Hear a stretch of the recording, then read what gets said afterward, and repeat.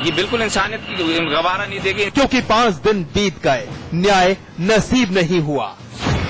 लड़की के गुनहगार आजाद घूम रहे हैं। लड़की यूं ही एक वैन में बैठी इधर से उधर चक्कर काट रही है।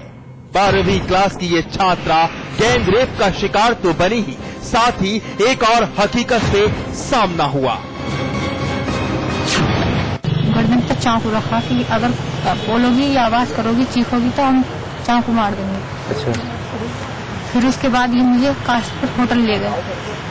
वहाँ पर पहले से 2 लड़के और थे। कितने लोग गए थे? 4।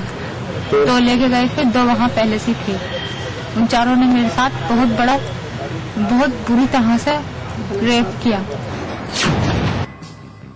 पुलिस के लापरवाह चेहरे से पीड़ित लड़की और इसका परिवार बखूबी वाकिफ हो गया।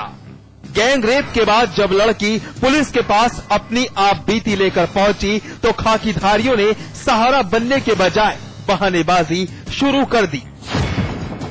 पीड़ित लड़की ने पुलिस को बताया कि 5 दिन पहले स्कूल जाते वक्त बाइक सवार 2 अज्ञात लोगों ने कोहरे का फायदा उठाते हुए उसे अगवा कर लिया था। चाकू की नोक पर चुप रहने की हिदायत दी और फिर एक होटल में ले जाया गया, जहां 2 लोग पहले से मौजूद थे। चारों ने लड़की के साथ जमकर मनमानी की और फिर बेहोश लड़की को उसी के गांव के पास फेंककर फरार हो गए। जब पीड़ित परिवार ने पुलिस से गुहार लगाई तो पुलिस ने फैसला करने का दबाव दिया। सुनिए जरा। रिपोर्ट दर्ज करा दी है मैंने। कितने लोगों के खिलाफ रिपोर्ट दर्ज कराई है? लगभग 5-6 आदमी थे। तो पुलिस गिरफ्तार नहीं कर रही है? पुलिस मेरा साथ नहीं दे रही है। पुलिस जब थाने जाता हूँ तो धमका के भेज देती है। वो पैसे देने तैयार है, वो पार्टी पैसे वाली पाती है। मैं बताऊँ 4 जने हैं ये। तो क्या तुम पे कोई समझौते का दबाव भी बन रहा है? मुझसे कह रहे हैं साहब इसका फैसला कर लो, ये कर लो, वो कर लो, पैसा ले लो, वो कर लो। मैं कैसे ले लूं पैसा? लेकिन हमारी पुलिस भी कम नहीं है।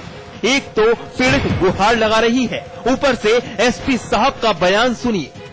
एसपी साहब का कहना है कि लड़की खुद किसी दोस्त के साथ गई थी और रास्ते में लौटते वक्त उसकी तबीयत खराब हो गई। यानी एसपी साहब बिना तफ्तीश के ये कहना चाहते हैं कि लड़की किसी परिचित के साथ खुद उस होटल गई थी। इसमें जिस लड़की के साथ हुआ है लगभग उम्र उसकी 18 वर्ष है और ये बताया जा रहा है कि काशीपुर में गई थी और वहां से फिर लौट करके जिस लड़की के साथ आई है तो इसकी अचानक बहुत तबीयत खराब थी और घर वाले इसको पुलिस के पास सूचना नहीं आई थी, लेकिन पता लगा और बाद में इन लोगों ने आपस में कुछ समझौता करना चाहा। पुलिस को पता लगा, पुलिस गई, फिर इसमें एफआईआर उन्होंने बाद में दर्ज कराई। पीड़ित परिवार पर पैसा लेकर फैसले का दबाव बनाया जा रहा है। पुलिस मामले पर गंभीर दिख नहीं रही। आरोपी अभी भी पुलिस गिरफ्त से बाहर है। पीड़ित लड़की और उसका परिवार दर बदर की ठोकर खा रहे हैं।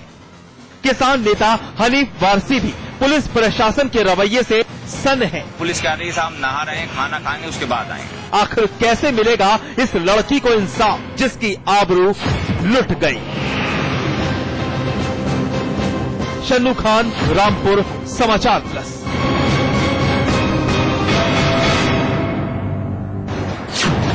हैवानियत की हद रामपुर तक ही सीमित नहीं है, बल्कि मेरठ में भी इज्जत के लुटेरों ने इंसानी जज्बातों को ठेस पहुंचाई है।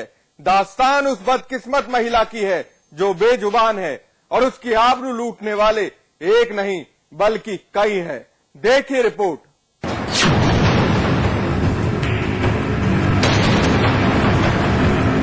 शर्म आनी चाहिए उन दरिंदों को जो आपके और हमारे बीच में रहकर मानवीय संवेदनाओं को आहत करते हैं।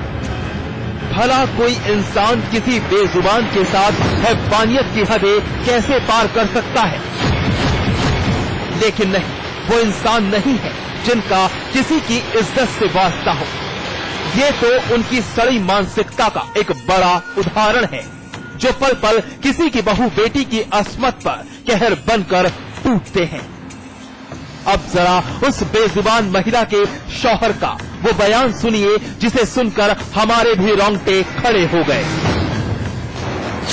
मेरी पत्नी जो है मेरठ में आई थी अपने मैके में अपनी मां के साथ 9 तारीख को अगस्त को।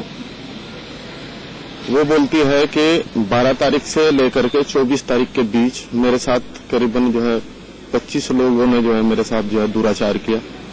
इस बीच में अलग अलग लोगों ने ये बोलती थे कि एक कोई कभी उसके साथ शादी के पहले भी कोई ऐसा था, कभी हुई थी उसके साथ घटना, जिसका ब्यौरा मैंने जो है FIR में भी दिया है। तो उसने बताया कि एक लड़का तो उनमें वही था और बाकी के सब अलग अलग लोग थे।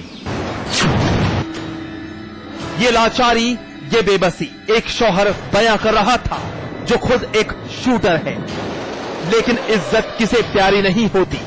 आज ये शूटर अपनी बीवी की खातिर कानून की चौखट पर इंसाफ की गुहार लगा रहा है, लेकिन कोई आस, कोई उम्मीद नजर नहीं आ रही जो इसके जख्मों पर मरहम का काम करे। इसे इसकी बदकिस्मती कहे या फिर नियति का लिखा, जो इसके साथ इसकी बेजुबान बीवी भी भुगत रही है। शॉल से चेहरा छिपाए अपने सुहाग के साथ मेरठ के महिला थाने में खड़ी ये बेजुबान महिला खौफ की उस दलदल में धंसी हुई है, जहां से इसका निकल पाना वाकई मुश्किल है। जहन का गोशा गोशा दहशत से भरा है। डर लगता है कि कहीं फिर कोई दानव इसके जिस्म पर ना टूट पड़े। तो इस घटना का जो है मुझे पता लगा। मैं एक दिन जो है अपने कुछ काम से आया हुआ था यहाँ पे जो है, तो देर होने पे मैं अपने ससुराल पहुंचा। तो वहाँ सब जो है उसने जो है 20 तारीख की रात को मुझे सब घटना से अवगत कहा। मेरे साथ साथ ये हुआ। मैंने पूछा तूने अपनी मम्मी को नहीं बताया? तो उसने बताया नहीं मम्मी से नहीं मैंने बताया, और मतलब ये है कि मतलब बता नहीं पाई अपनी मम्मी को जो है। तो मैंने उनके घर वालों से पूछने की कोशिश करी कि आप जहाँ पहले रहती थी उसके साथ में कुछ वहाँ पे जो है घटना हुई। तो उसकी माँ बोलती है कि बेटा मैं तो अगर कहीं मतलब गई इस बीच में तो मैं तो ताला लगा करके जाती थी घर का जो है। मूक बधिर महिला अपनी शादी से पहले भी एक बार हैवानियत का शिकार बनी, लेकिन ये सिलसिला थमा नहीं, बल्कि उन दानवों ने इसकी बेबसी का फायदा उठाते हुए उसे तब अपना शिकार बनाया जब जब वो अपने मायके आई। महिला ने अपनी दर्द भरी कहानी सिर्फ और सिर्फ अपने पति से बयां की कि किस हालात में बेजुबान महिला को उन शैतानों के सामने अपना जिस्म परोसना पड़ा। सुनिए आखिर बार कैसे बेजुबान महिला उन 25 दरिंदों का निवाला बनती रही। बिल्कुल यही बात जो है मेरे समझ के परे है कि मतलब जो है इस बात का मतलब कुछ भी मतलब मुझे जो है ससुराल की तरफ से अभी तक जो है सिर्फ यही मिला कि हम ताला बंद करके घर में जाते थे। तो मैं पूछता हूँ भाई जानवर तो है नहीं कि आप जो है इस टाइप की लड़की को जो बोलने में, सुनने में, समझने में जिसको प्रॉब्लम हो, आप उसे अकेला जो है छोड़ करके घर में जाती हो। तो मैंने पूछा ये बार बार ऐसी घटना क्यों नहीं बताया किसी को?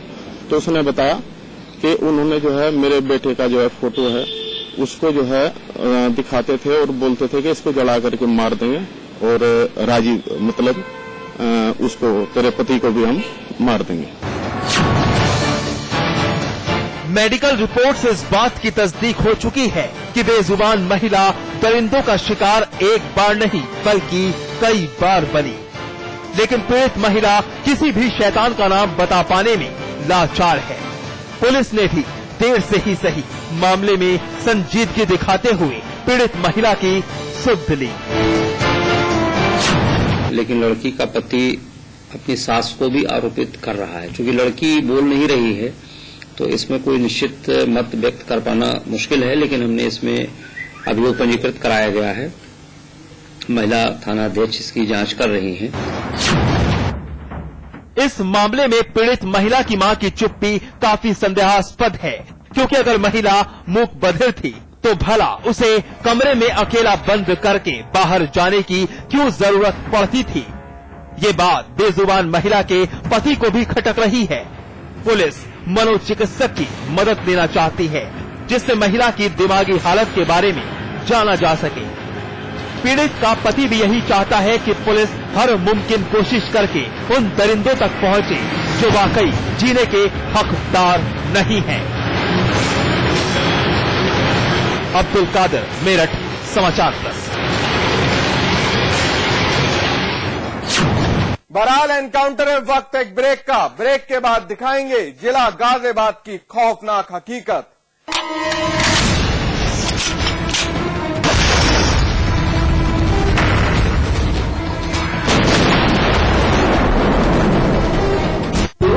मेरी दुनिया सजाती हो, कभी हौसला बढ़ाती हो,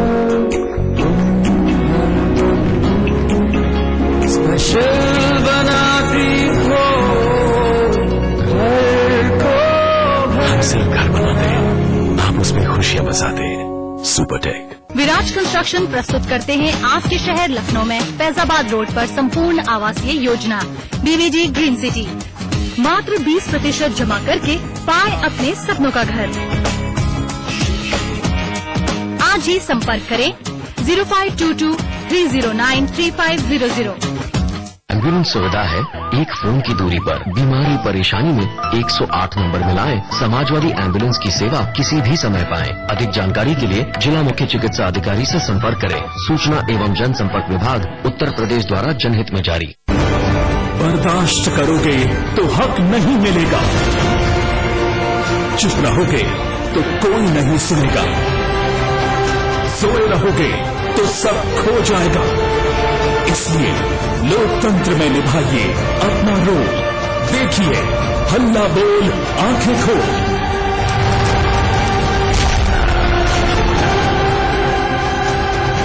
कार्यक्रम के दौरान हमारे इस टोल फ्री नंबर पर कॉल कीजिए और बन जाइए बदलाव की इस जंग का हिस्सा।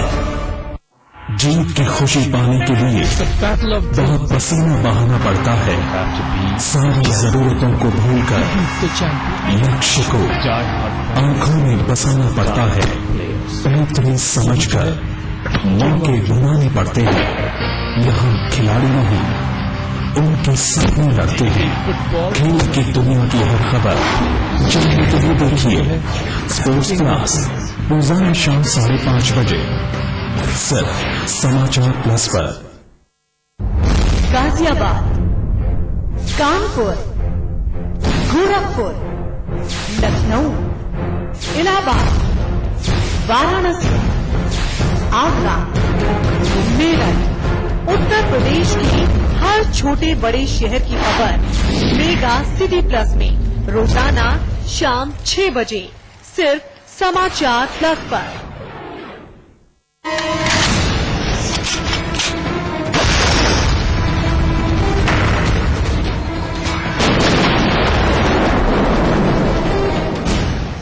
दो घंटे और दहशत की 4 इबारत। जी हां, जुर्म का जिला गाजियाबाद धधक रहा है।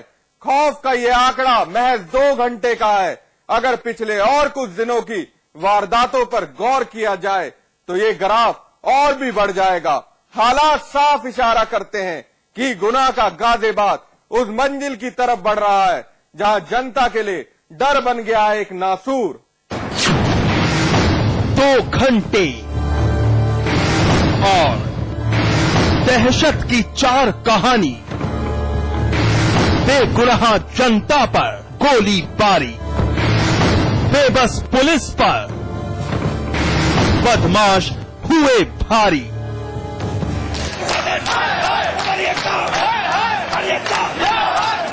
जनता के मुंह से फूटती ये नाराजगी सुनिए, सुनिए जरा गौर से। आजिज़ आ चुकी जनता अब कैसे खुद को रोक नहीं पाई, आखिरकार गुस्सा फूट पड़ा। पुलिस प्रशासन के खिलाफ हर कोई लामबंद हो गया और शुरू कर दी पुलिस प्रशासन की लानत मलानत। जी हां, गाजियाबाद यही हकीकत है, वो कड़वी सच्चाई जो जिले का पुलिस प्रशासन झुटला नहीं सकता। गुस्साई जनता की ये तस्वीर उस एक वारदात की है जिसने इन्हें तोड़कर रख दिया, अंदर तक खौफ से भर दिया। रविवार की शाम जिला गाजियाबाद पर बदमाश कहर बनकर टूटे। 2 घंटे के भीतर दहशत की 4 दास्तान लिखी गई।